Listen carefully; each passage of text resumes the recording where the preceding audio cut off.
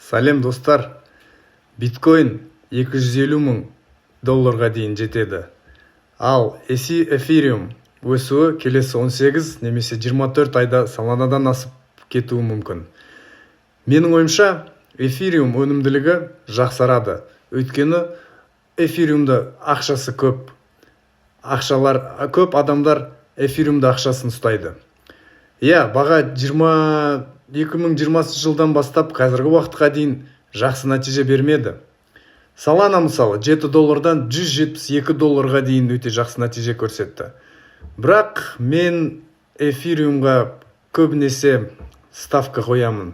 Келесі 18-24 айлық бұқа жүгіреуінде Соланадан асып түсе алады.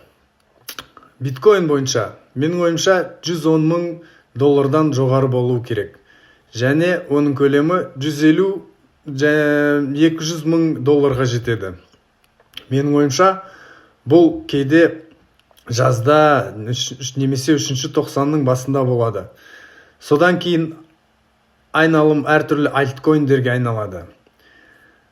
Дональд Трамптың президенттігі аяқталғанша дейін биткоин 1 миллион долларға дейін көтерілуі мүмкін.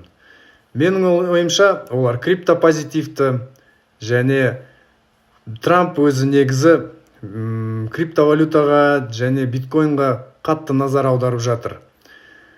Осы жылдың аяғына арналған BTC бағасының мақсаты 250 мың доллар. Менің ойымша, бұл келесі шағын айналымда биткоин 200 мың долларға жақындауы мүмкін. Содан кейін альткоин маусымы келеді және біз кейбір қызықты нәрселерді көреміз. Ал жылдың соңына қарай айтқанымдай биткоин шамамен 250 мың долларға дейін жетуі мүмкін.